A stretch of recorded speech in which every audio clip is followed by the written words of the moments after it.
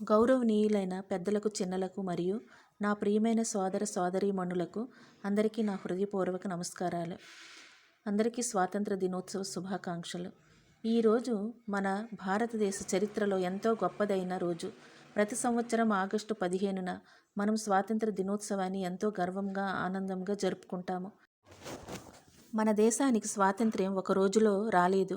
ఎన్నో సంవత్సరాల పోరాటం, ఎన్నో త్యాగాలు, ఎన్నో కన్నీళ్లు, ఎన్నో ప్రాణాల బలిదానం తర్వాత మన దేశానికి స్వాతంత్ర్యం వచ్చింది. ముందుగా స్వాతంత్ర్యం అంటే ఏమిటో మనం తెలుసుకోవాలి. స్వాతంత్ర్యం అంటే మన దేశం మీద మనమే పాలన చేసుకోవడం, మన భవిష్యత్తును మనమే నిర్ణయించుకోవడం, మనకు నచ్చిన విధంగా జీవించే హక్కును పొందడం. కానీ స్వాతంత్రం అంటే కేవలం హక్కులు మాత్రమే కాదు, దానితో పాటు బాధ్యతలు కూడా ఉంటాయి. దేశం మనకు ఏమిచ్చింది అని అడగడం మాత్రమే కాకుండా, నేను నా దేశానికి ఏమి చేయగలను అని ప్రతి ఒక్కరం ఆలోచించాలి.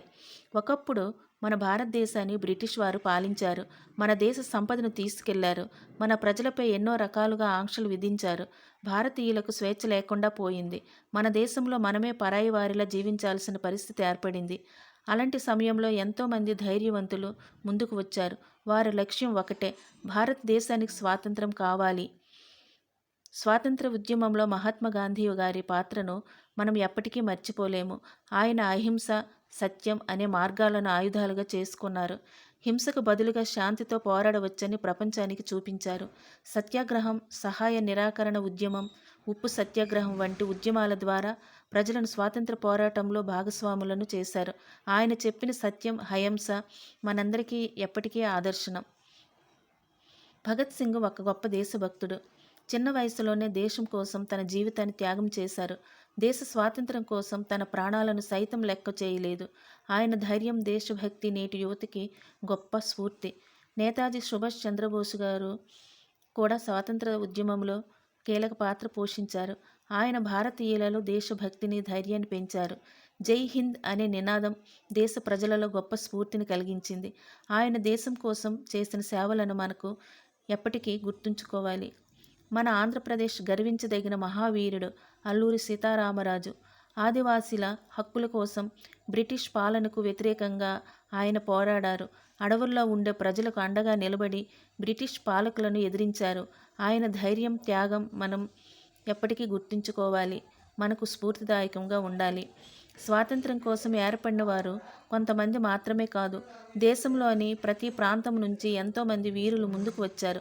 కొంతమంది జైలుకు వెళ్ళారు, కొంతమంది తమ ఆస్తులను కోల్పోయారు, కొంతమంది కుటుంబాలను వదిలి దేశం కోసం పోరాడారు, మరికొందరు తమ ప్రాణాలను సైతం త్యాగం చేశారు.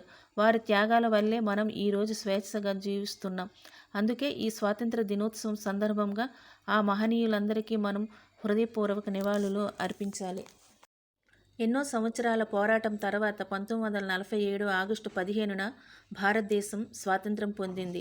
ఆ రోజు ప్రతి భారతీయుడికి ఒక కొత్త ఉదయం. మన దేశ చరిత్రలో ఒక కొత్త అధ్యాయం ప్రారంభమైన రోజు. అందుకే ఆగస్టు 15న మనందరికీ ఎంతో ప్రత్యేకమైన రోజు. స్వాతంత్రం వచ్చిన తర్వాత మన దేశానికి ఒక గొప్ప రాజ్యాంగం ఏర్పడింది.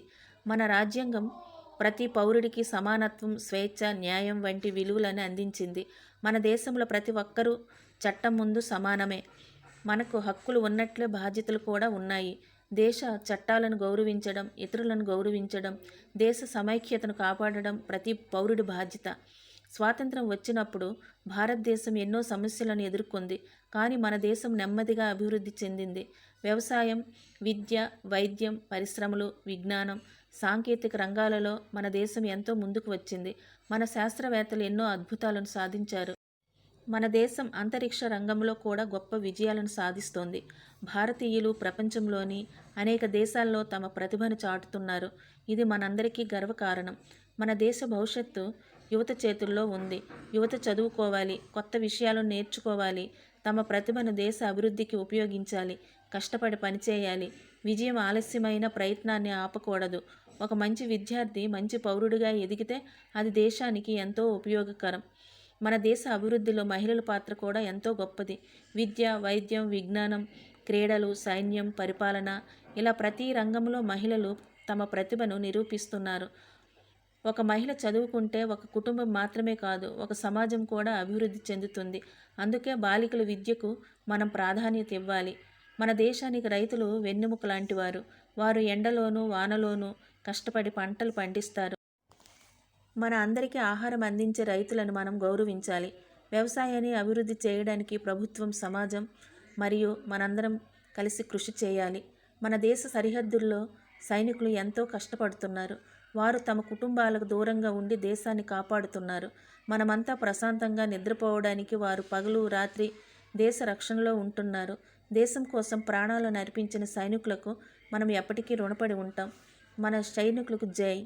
దేశభక్తి కేవలం జెండాను ఎగురవేయడం కాదు, మన పరిసరాలను పరిశుభ్రంగా ఉంచడం కూడా దేశభక్తే. రోడ్డుపై చెత్త వేయకుండా ఉండడం దేశభక్తే. నీటిని వృధా చేయకుండా ఉండడం దేశభక్తే. విద్యుత్తును ఆదా చేయడం దేశభక్తే.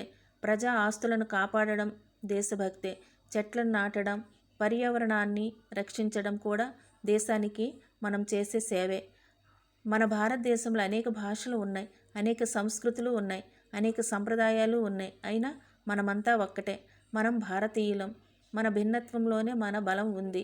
కులం, మతం, ప్రాంతం, భాష అనే తేడాలను పక్కన పెట్టి మనమంతా అన్నదమ్ముల్లా, అక్క చెల్లెల్లా కలిసిమెలిసి జీవించాలి. దేశ సమైక్యతను కాపాడాలి. ఈరోజు ఒక చిన్న ప్రతిజ్ఞ చేద్దాం.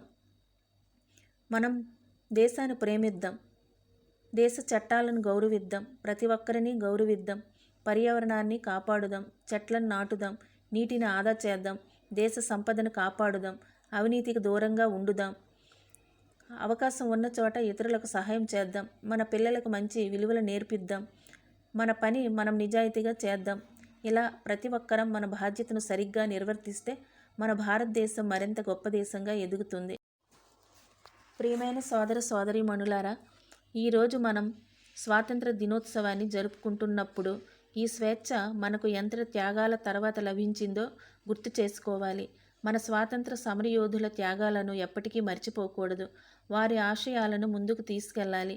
మన దేశాన్ని మరింత బలమైన, అభివృద్ధి చెందిన, శాంతియుతమైన మరియు గొప్ప దేశంగా మార్చేందుకు మన వంతు కృషి చేయాలి.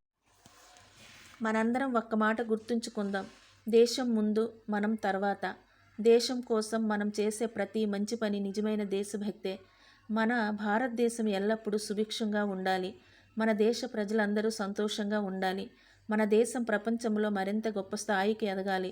దేశం కోసం ప్రాణత్యాగం చేసిన మహనీయులందరికీ మరోసారి మనస్ఫూర్తిగా నివాళులు అర్పిస్తూ జై హింద్, జై భారత్, వందే మాతరం. ధన్యవాదాలు.